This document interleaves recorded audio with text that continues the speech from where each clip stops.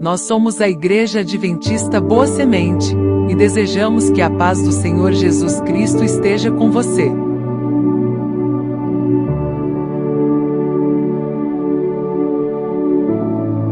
Estamos muito felizes com a sua companhia. Aproveite para se inscrever em nosso canal, ativar o sininho para sempre ser avisado sobre novos conteúdos referente à nossa escola bíblica presencial, que acontece todos os sábados, às 9 horas da manhã. Estamos esperando por você.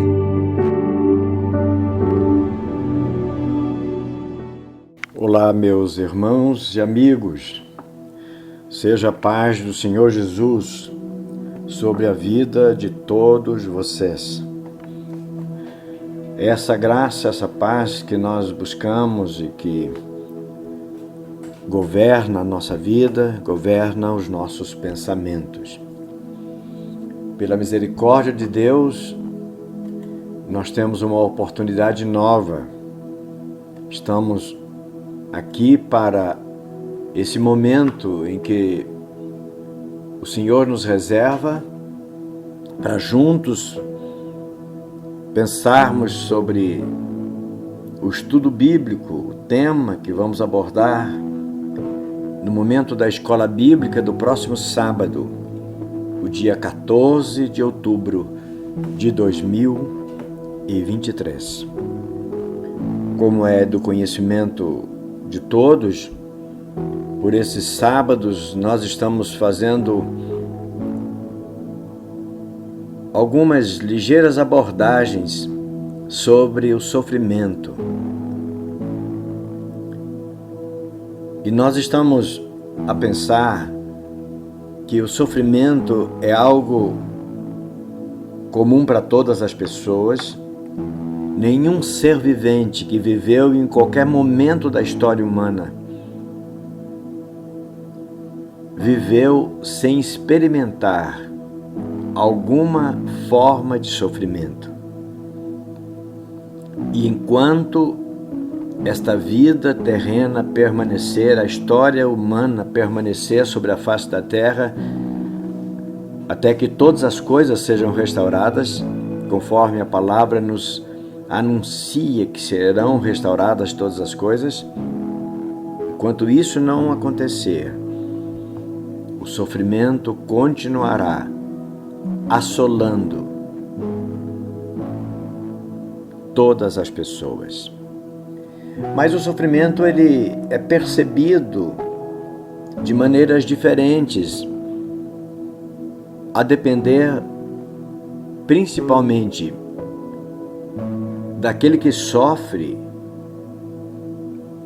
do seu conhecimento, do seu entendimento, do temor que essa pessoa tem em relação à palavra de Deus, aquilo que a palavra de Deus nos ensina sobre o sofrimento.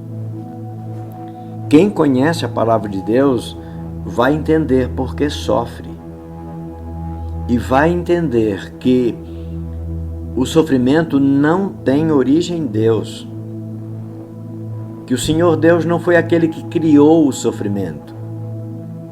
Logo, quando o sofrimento bate à sua porta, não vai acontecer dessa pessoa questionar Deus. Por que estou sofrendo?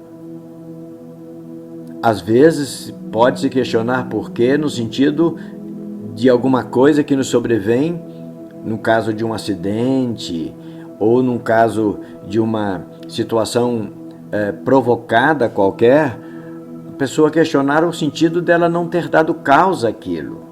Mas isso não seria contra Deus. As coisas acontecem.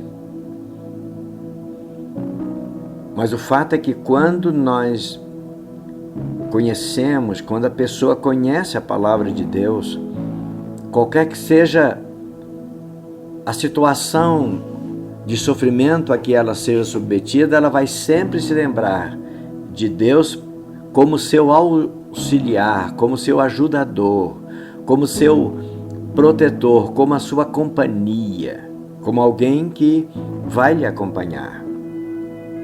E é exatamente sobre esse aspecto da vida do sofrimento que nós vamos abordar. A percepção das pessoas, portanto, crentes ou não crentes, em relação ao sofrimento, tem uma certa diferenciação. No sábado passado, nós abordamos, no estudo anterior, o sofrimento das pessoas que não têm a sua fé colocada em Deus. O que significa o sofrimento para elas? Por vezes, causam temores, inseguranças e incertezas. Mas o sofrimento que atinge os crentes, aqueles que creem em Deus, embora sejam essas pessoas sujeitas às mesmas circunstâncias, peripécias e sofrimentos, mas elas encontram, ainda que no sofrimento, alguma coisa que lhe dá alívio, que lhe dá esperança, que lhe dá calma, faz com que a sua alma se aquiete e ela não vai blasfemar de Deus, pelo contrário, vai voltar-se mais intensamente para Deus. E o nosso texto é base para essa afirmação que fazemos, para essa reflexão, é o Salmo de número 34, que é composto de 22 versos. E vamos ler o Salmo inteiro para a gente poder compreender do que nós estamos falando e como é a vida do justo quando o sofrimento lhe alcança. Está escrito assim no Salmo 34: Louvarei ao Senhor em todo o tempo. O seu louvor estará continuamente na minha boca. A própria expressão louvarei ao Senhor em todo o tempo já denuncia que o seu reconhecimento da glória e da soberania de Deus lhe acompanha 24 horas por dia, na alegria e na tristeza, na doença ou na saúde, no infortúnio ou nas coisas boas da vida. Em todo o tempo eu vou louvar a Deus. A minha alma se gloriará no Senhor. E essa atitude, esse comportamento vem em seguida quando ele diz os mansos, quer dizer, aqueles que, como eu, louvam ao Senhor em todo o tempo. Ao ver isso, ao ouvir isso, eles se alegram. E depois ele faz um convite: engrandecei ao Senhor comigo, todas as pessoas, e juntos exaltemos o seu nome. E ele vai justificar, vai declarar a soberania de Deus, a que ele se submeteu e como ele foi assistido. E no verso 4 ele vai dizer: busquei ao Senhor, e ele me respondeu, e livrou-me de todos os meus temores. Esse livrar de todos os temores é dar paz na alma, mesmo diante das coisas horrendas, das tempestades que se abatem sobre nós. Olharam para ele, foram iluminados, e os seus rostos não ficarão confundidos. Ou seja, as pessoas sobre quem sofrimento e tristezas vieram, elas olharam para o Senhor e foram esclarecidas. E elas foram esclarecidas de tal modo que elas não ficavam ou não ficaram confundidas, confusas. Por que as pessoas sofrem? O justo que conhece a Deus não faz esse tipo de pergunta, porque sabem porque sofre. E aí, referindo-se ao próprio autor, o poeta, ele diz assim: clamou este pobre, ou seja, eu clamei, e o Senhor me ouviu, e ele salvou a minha vida de todas as minhas angústias. E aí ele constata: o anjo do Senhor acampa-se ao redor dos que o temem e os livra. Livra não do sofrimento propriamente, mas livra da angústia, do peso da angústia que o sofrimento causa. E ele faz um desafio para as pessoas: provai e vede que o Senhor é bom, feliz, venturosa é a pessoa que confia nele. Temei ao Senhor, ele continua então na sua recomendação: vós os seus santos, aqueles que servem ao Senhor, temam a ele, pois não tem falta alguma aqueles que o temem. É preciso ter fé para entender isso, ser humilde para se submeter à palavra de Deus. Não tem falta alguma aqueles que o buscam. Quer dizer, ele vai ser amparado mesmo nas tribulações e dificuldades. E ele faz aqui uma metáfora quando ele diz assim: os filhos dos leões necessitam e sofrem fome, mas aqueles que buscam o Senhor de nada têm falta.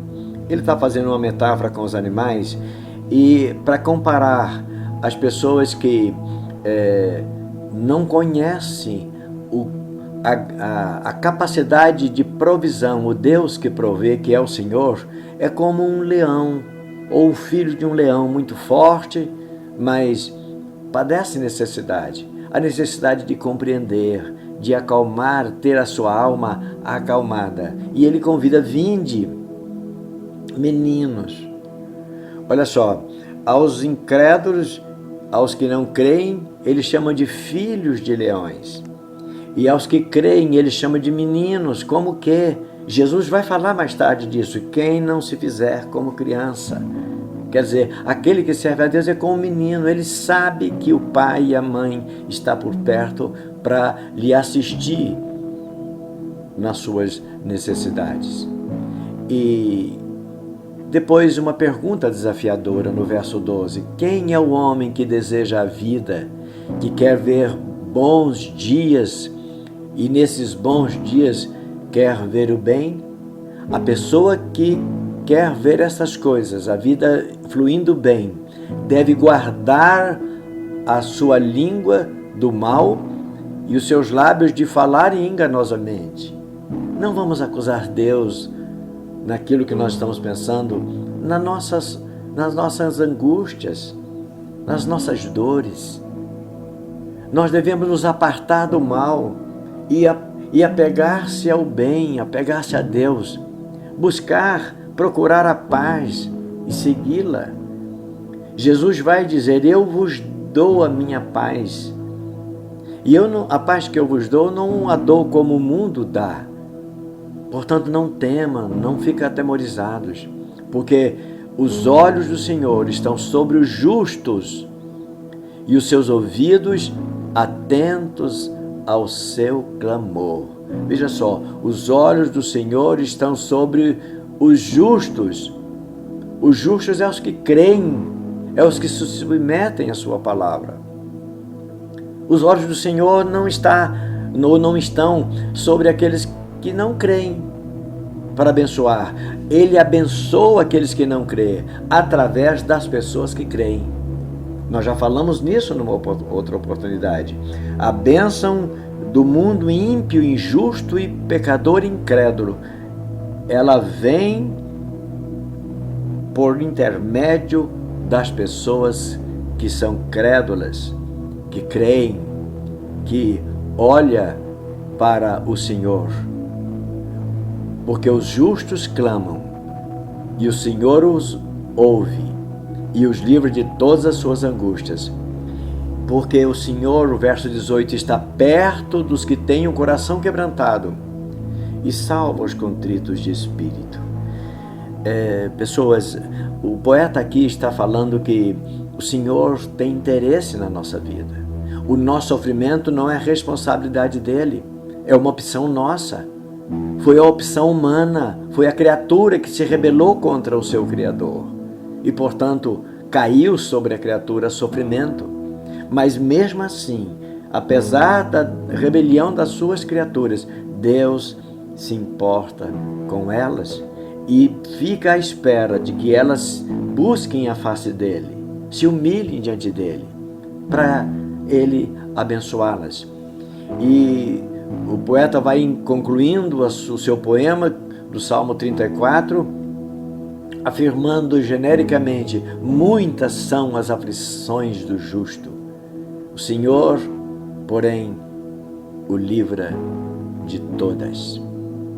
Ele lhe guarda todos os seus ossos, ele tem cuidado, nem sequer um deles se quebra. Na verdade, essa palavra é uma profecia relacionada ao sofrimento de Jesus, que apesar de toda a agressão que ele sofreria, nenhum dos seus ossos se quebrariam. E a gente vai ver isso na história da sua crucificação. Ele não teve nenhum dos seus ossos quebrado. Agora, no verso 21, para ir para a conclusão do poema do Salmo 34, a malícia matará o ímpio, e os que aborrecem o justo serão punidos. O Senhor resgata, contudo, a alma dos seus servos. A nenhum dos que nele confia será condenado. Condenado a viver um sofrimento de forma crônica, sem ter esperança. E com base neste salmo que nós lemos, o Salmo 34. Então, na introdução da nossa reflexão do roteiro, a gente vai dizer que, apesar de parecer tão claro, muitos crentes têm dificuldade para entender e aceitar com naturalidade até o sofrimento que lhes sobrevém. E a nossa palavra é no sentido de alertar a todos nós que cremos. Todo sofrimento que nos abatem, que vem sobre nós, nós devemos cuidar para nos livrar dele, clamando pela misericórdia de Deus.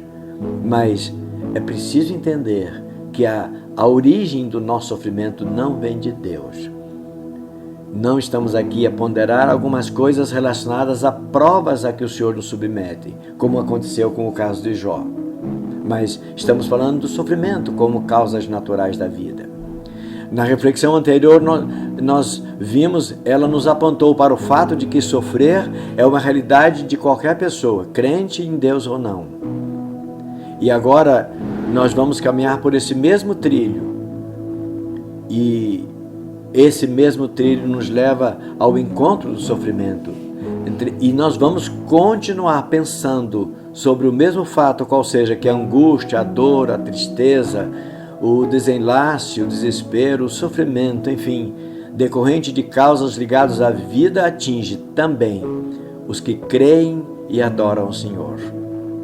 Com isso em mente, a nossa sugestão é que nós desviemos o nosso olhar por um momento e que nós nos voltemos para enxergar a forma como nós, os que cremos, devemos lidar com a dor que nos atinge. E comparada à forma como aqueles que não creem enfrentam, pensa como acontece. A propósito, essa semana nós estivemos no velório de uma pessoa parente nossa que faleceu, e no momento em que se fechava ali o caixão, a gente viu, presenciou e até assistiu de alguma forma a pessoa da família, um moço adulto, e os gritos, o desespero. E não é assim que deve nenhum dos servos de Deus agir. No sofrimento, o crente tem uma cobertura divina.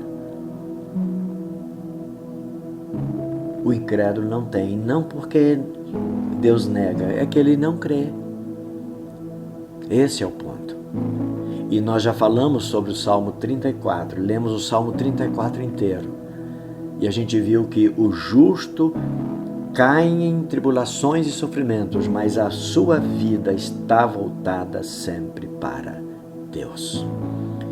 Na reflexão 1, a gente vai afirmar que para que ninguém fique com dúvida e que se confirme ser o sofrimento uma realidade comum a crentes incrédulos, a gente propõe que cada um pensa: quantos crentes nossos conhecidos e mesmo da nossa parentela já foram vítimas de doenças terríveis e mortais?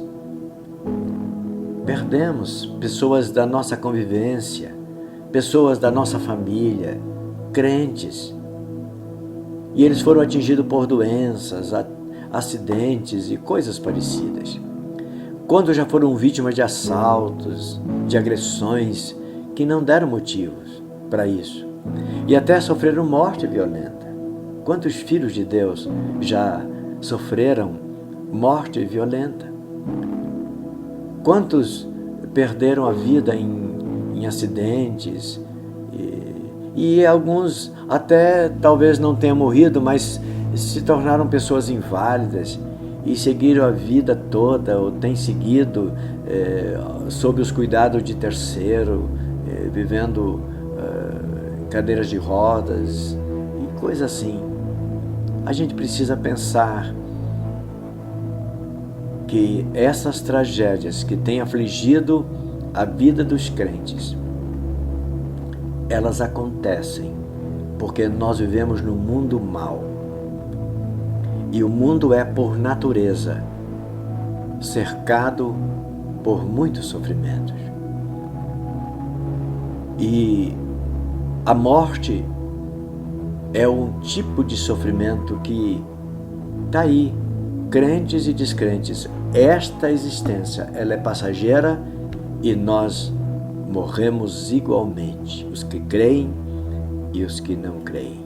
É o que Salomão escreveu no livro do Eclesiastes, no capítulo 9, verso 2. Tudo sucede igualmente a todos. Ele já constatara isso antes. O mesmo sucede ao justo e ao ímpio, ao bom e ao puro. Aquele que presta culto de adoração, ele chama aquele que sacrifica, e aquele que não sacrifica, quer dizer, aquele que adora a Deus e aquele que não adora. Assim acontece para o bom e para o pecador. Aquilo que acontece para aquele que jura falsamente e aquele que não jura porque teme o nome de Deus. Tudo acontece igualmente a todas as pessoas. E é sobre isso que nós estamos refletindo nesse momento do estudo da Palavra de Deus. Na sequência 1, a gente vai dizendo que, pelo que vimos, o sofrimento natural da vida é, sim, comum a todos, crentes e não crentes. Contudo, há uma enorme diferença quando se observa a forma e a reação ou as reações, como cada um manifesta quando passa pelo sofrimento. O incrédulo encara o sofrimento como uma injustiça e até blasfema contra Deus. Penso que você já viu alguma coisa nesse sentido. Afinal, nós já ouvimos isso. Se Deus é bom, por exemplo, dizem: por que permite o sofrimento? Por que crianças sofrem? Por que tantas tragédias mundo afora? Nós já ouvimos isso, como se Deus fosse o causador dessas coisas, a fonte dessas coisas. Por outro lado, o crente se recolhe no tempo da sua angústia, chora a sua dor e volta-se para Deus e clama por sua misericórdia. E diante do seu clamor, Deus age, Deus socorre, Deus responde. No capítulo 3 do livro do Êxodo, a gente cita aí um episódio histórico que aconteceu com os descendentes de Jacó. A sua descendência estava sofrendo tremendamente debaixo do jugo da escravidão dos egípcios. Mas eles clamaram a Deus. Apesar de distante de toda a orientação que alguém pudesse lhes passar a respeito da forma como em quem eles poderiam buscar socorro, quando Deus fala com Moisés, Deus declara para Moisés que eles estavam sofrendo e certamente aquilo estava diante de Deus. O Senhor falou para Moisés: eu tenho visto atentamente, presta atenção, visto atentamente, não foi uma visão casual, um acontecimento inesperado. Eu tenho visto atentamente, Deus estava acompanhando a aflição do meu povo, que eram os descendentes de Jacó lá no Egito. E eu tenho ouvido o seu clamor por causa dos seus exatores, daqueles que exigiam serviço deles. Eu conheci as suas dores. Lindo isso, não é? Deus conhece a dor dos seus filhos que clamam a Ele diante do sofrimento, e Deus lhes dá atenção. É bom ter Deus sobre nós, por cobertura, tanto nos momentos bons da vida, Ele acrescenta, quanto nos momentos de tristeza e dor, Ele alivia. Na reflexão 2, a gente vai dizer que há sofrimento que sobrevém ao crente com algum propósito de prova. Já até mencionamos no início da nossa fala a respeito disso. Mas não é esse o aspecto desta nossa reflexão. Hoje, nossa finalidade é que cada crente perceba que as vantagens em crerem e servir a Deus até podem aparecer para nós e para a sociedade em geral, mas isso não deve ser confundido com o resultado efetivo do viver cristão. Há vantagens. Nós, por vezes, ao olhar para aqueles que não servem a Deus, parece que a vantagem está contra nós e favorável àqueles que não servem a Deus. Mas é preciso uma reflexão profunda. Nós já citamos isso em algum momento pelos estudos, pelas reflexões anteriores, porque até parece que em certas circunstâncias parece-nos que o incrédulo, o injusto, parece que eles levam vantagem sobre aqueles que vivem melhor, que vivem, digo, como crentes. Parece que os descrentes parece que até vivem melhor. É o que está no poema do Salmo 73. A partir do verso 2, o poeta diz assim, Asaf, ele diz assim, alguma coisa aconteceu. Ele está falando certamente de uma experiência de vida que ele teve. Num dado momento da sua vida, lá na sua particularidade, na sua intimidade com Deus, no seu particular, alguma coisa sobreveio para ele, deu errado, e ele diz assim, olha, os meus pés quase se desviaram, e eu quase que abandonei Deus, porque eu tinha inveja dos que não são crentes. Parece que a vida deles era mais próspera do que a minha. Como é que funciona isso? E ele ficou perturbado e sobremodo confuso. E ele diz assim, olha, até na morte não há aperto. Parece que eles são fortes, até o sofrimento da morte parece que não chega para eles da mesma forma. Até a morte do descrente parece ser mais tranquila. Isso aos olhos desse poeta.